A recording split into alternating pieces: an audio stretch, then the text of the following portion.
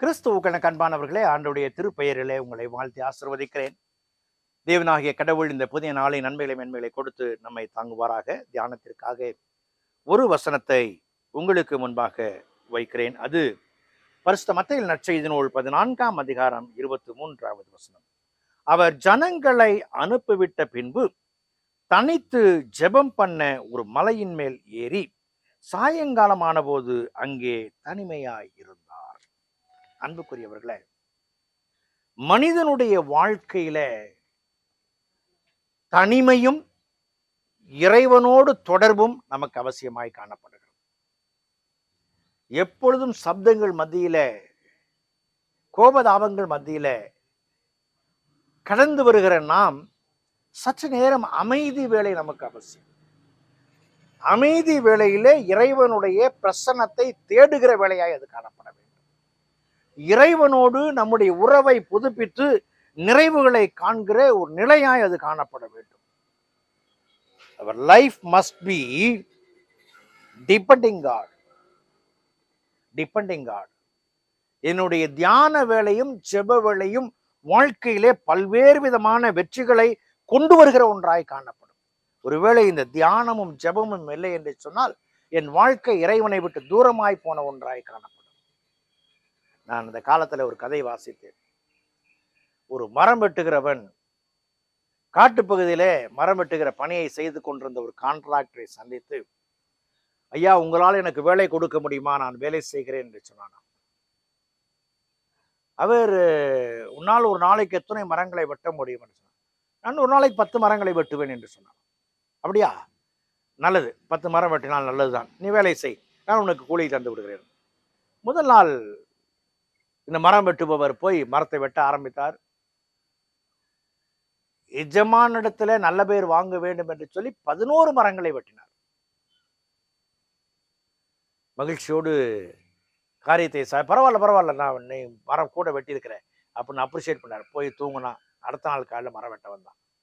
வெட்ட ஆரம்பிச்சான். 8 மரம் தான் வெட்டினான். அடுத்த நாள் போனான், 6 மரம் தான் வெட்டினான். அப்போ அந்த ஓனர் கூப்பிட்டு கேட்டார், ஏப்பா நீ செய்யலைன்னாரு. அவர் சொன்னா, என்னன்னு தெரியல, முதல்ல வந்தப்போ உற்சாகமா செஞ்ச முடிஞ்சது, இப்ப முடியலை அப்படின்னாரு. அப்போ அவர் கேட்டாரு, நீ முதல்ல வந்தப்போ உன்னுடைய சொந்த கோடாரியை கொண்டு வந்து நல்லா பாலிஷ் பண்ணி தானே கொண்டு வந்திருந்தேன் அப்படின்னாரு. ஆமாண்ணா. அடுத்த நாள் அதை செஞ்சியா அப்படின்னாரு. அவன் சொன்னான், களைப்புல நான் தூங்கிட்டேன். அடுத்த நாள் அதே தான். அப்போ அந்த ஷார்ப்னஸ் மழுங்கி போயிருக்கும் இல்லையா? உன் வேலை பலுவை இலகுவாக்க வேண்டும் என்று சொன்னால் அந்த கோடாரியை நீ தீட்டி தீட்டி பயன்படுத்த வேண்டும் என்று சொன்னார். வால்பாறை பகுதியில் நான் பார்த்திருக்கிறேன். தேயிலை தோட்டத்தில் கவாத்து செய்வார்கள். நாளைக்கு கவாத்து வேலை செய்யணும், ப்ரூனிங் ஒர்க் செய்யணும் அப்படின்ட்டு கிளம்புனாக்க அவங்க முதல் நாள் உட்காந்து மண்ணு போட்டு ஒரு கட்டையில வச்சு அத்திய பயங்கரமா தீட்டி பாலிஷ் பண்ணி வச்சிருப்பாங்க. ஏன்? குறைவான நேரத்திலே மிகுதியான செடிகளை வெட்ட வேண்டும். இங்கு இந்த மனிதனும் கூட கோடாரியை சரியாய் தீட்டாததுனால, ஒவ்வொரு நாளும் அதை செய்யாதனால தன்னுடைய பணி வாய்ப்பை இழந்து போனான். அன்புக்குரியவர்களே, இங்க வேதம் அழகாக சொல்லுகிற வார்த்தை இதுதான். பாருங்கள், 23வது வசனத்துல, ஜனங்களை அனுப்பின பின்பு தனித்து ஜெபம் பண்ண மலையின் மேல் ஏறி சாயங்காலமான போது அங்கே தனிமையாயிருந்தார். என் ஆண்டவர் தன்னுடைய பணிகளை நிறைவு செய்ததற்கு பின்பதாக பிதாவானவரோடு, தன்னை அனுப்பினவரோடு கூட சம்பாஷிக்க ஆரம்பிக்கிறார். இன்றைக்கு உங்களுடைய என்னுடைய வாழ்க்கையில வேத வாசிப்பும் தியானமும் ஜெபமும் நம்மை ரீசார்ஜ் செய்து கொள்ளுகிற ஒரு நிலைப்பாடு, நம்மை புதுப்பித்துக் கொள்ளுகிற நிலைப்பாடு, புதிய பலனுக்கு நேராக கொண்டு வருகிற நிலைப்பாடு. ஆகவே இது நம்முடைய வாழ்க்கையில அவசியம். சிலர் சொல்லுவாங்க, ஏயா நான் ஜெபிக்கணும் அப்படின்னு.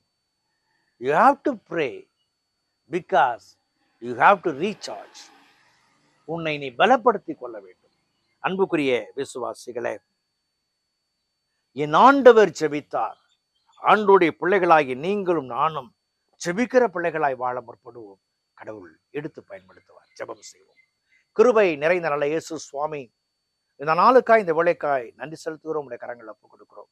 அற்புதங்களை செய்கிறவர், நாங்கள் அற்புதங்களை செய்ய உம்மோடு நல்ல தொடர்பு வைத்திருக்க, ஜெபிக்க, உடைய வார்த்தைகளை தியானிக்க, உம்மோடு பேச நீ கிருபை பாராட்டும். எங்களை எடுத்து பயன்படுத்தும். இயேசுவில் ஜெபிக்கிறோம் ஜெபக்குள்ள பிதாவே, ஆமென்.